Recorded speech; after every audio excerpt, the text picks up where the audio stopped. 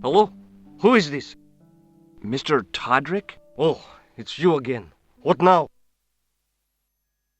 Forget it.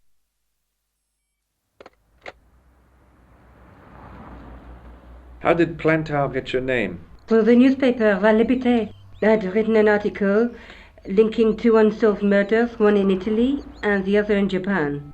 The cases were remarkably similar. A wealthy victim, no apparent motive, and a costume killer. Plantar said he could supply me with more information. Somehow, the clown must have known about our appointment. Tell me more about the clown's previous victims. The first was Onno Bellotta, the millionaire pharmaceutical baron. He made his money from amphetamines in the post-war slimming and diet boom. Imagine it! Millions of housewives literally speeding their butts off. Was he killed for his money? No. He had no living relatives, and his fortune went to the orphanage where he'd grown up. The only witness in the case was his Filipino au pair. She swears he was lured to his death by a snowman. What about the clown's second victim? Yamada, the controversial Japanese green politician. He inherited his fortune from his father's electrochemical consortium. He was committed to dismantling Japan's automobile industry. I can't see him gaining much support with a loony policy like that. Yamada was a man of vision. He was years ahead of his time. If you say so. How did he die? At the hands, or should I say, flippers, of a giant emperor penguin. A snowman, a penguin, and now a clown. You know, I hate to admit it, but this is scary. And I'll tell you what, I won't be accepting any invitations to costume parties. I don't blame you for being scared. I am too. But this story could be my only chance of a big break. Or a premature death. You speak very good English for a French girl. Thanks. You speak very good English for an American. I found this false nose in the sewer. It has La Risée du Monde printed inside it. The laughing stock of the world. It's a costume shop near the Gare Saint-Lazare. I'll check it out. Maybe the owner remembers who hired the clown costume. Why don't you put it on, George? No way am I wearing this. I'd look really stupid. Besides, you might have had a cold.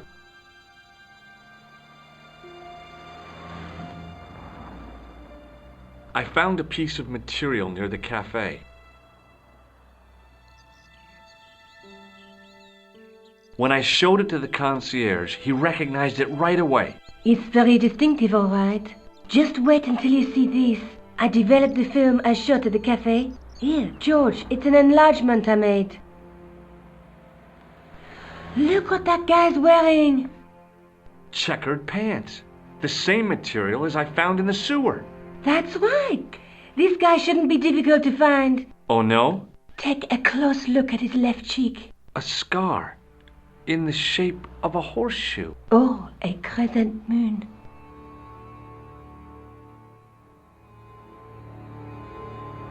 I found this tissue down the sewer.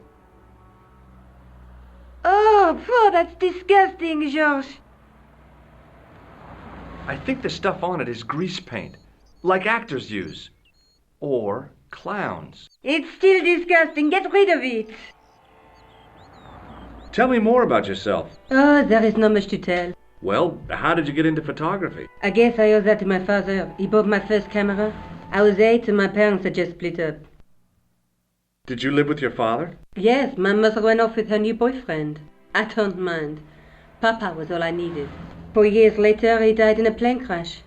Ah, I'm sorry. Well, it's all right. I don't mind talking about him. He was more like an older brother, really, always joking and laughing. Papa always wanted I should study art. That's why I went to college. Did you learn about photography at college? Oh, God, no. I couldn't afford the materials. We were billed for everything we used, paint, canvas, paper. Most of my year turned to minimalism. It was cheaper. I used to go poaching in the park for squirrel hair. The only time I wasn't hungry was the term I did printing. I used to eat the potatoes. You're making fun of me, aren't you? Oh, no. Do you have a boyfriend? That's none of your business. How come you enlarged this photograph of me? Because I noticed the guy behind you, of course. Do you want this photograph back? No, you keep it. I can always make another print. May I use your telephone? Sure, go ahead. Thanks.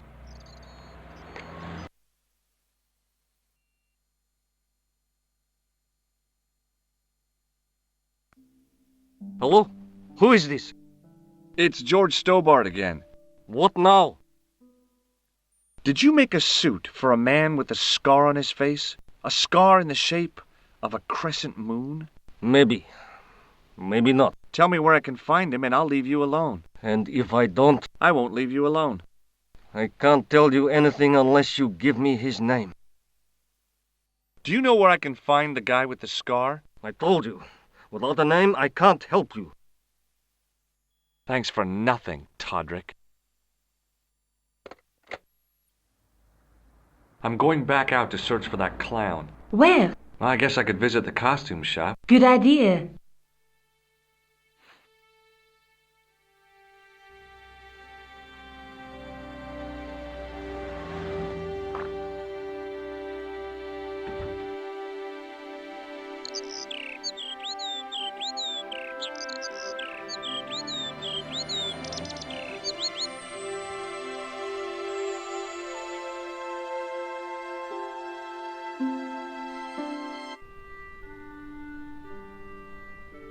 The dummy wore a traditional Pierrot costume.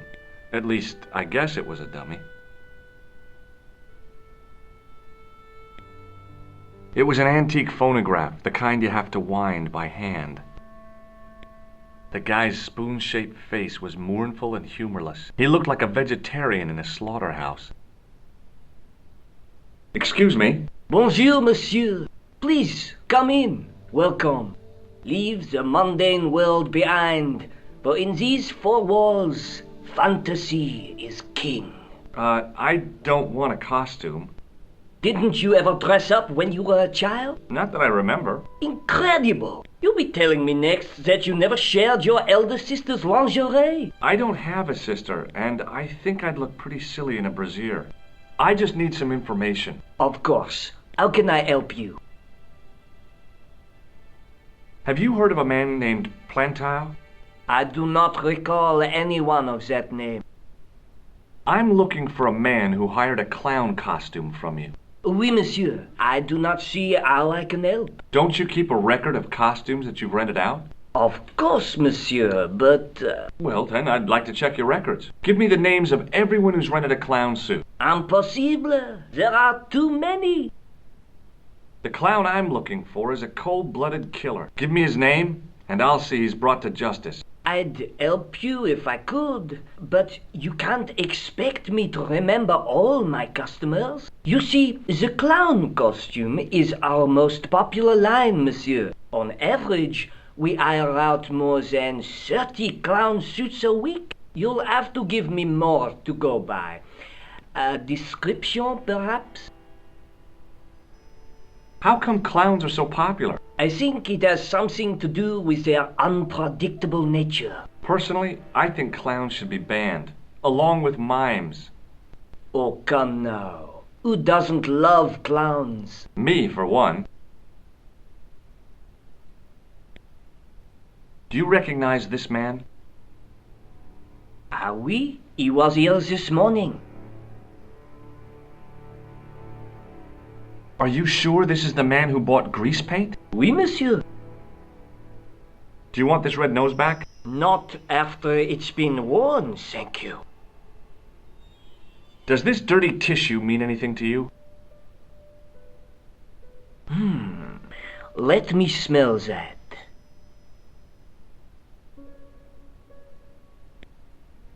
Bestheimer's number 7 white pancake. Theatrical grease paint, right? Oui, monsieur. La crème de la crème of Thespian accoutrement. Have you sold any of it recently? Yes, 2 cans. Are you sure this is the man who bought grease paint? Oui, monsieur. He chose 2 costumes. Bozo the clown and Seamus the pixie. A pixie? Very smart. green silk with a taffeta lining. He gave me his name as Monsieur Khan.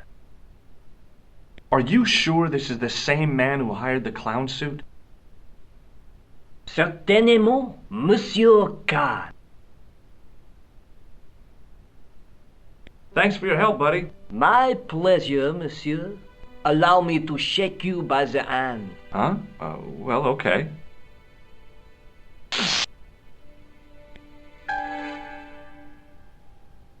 What are you trying to do, kill me? You did not find it amusing? I never saw the funny side of electroshock therapy. Eh bien, it is yours to keep. A gift? Do I need a license? No, but I give you a word of warning, monsieur. What? Remember to switch it off before you visit the toilet. It was an antique phone.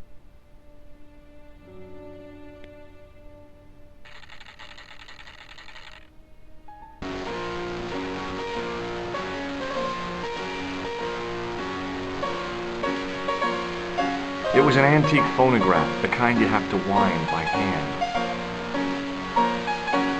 It was a disgusting boy.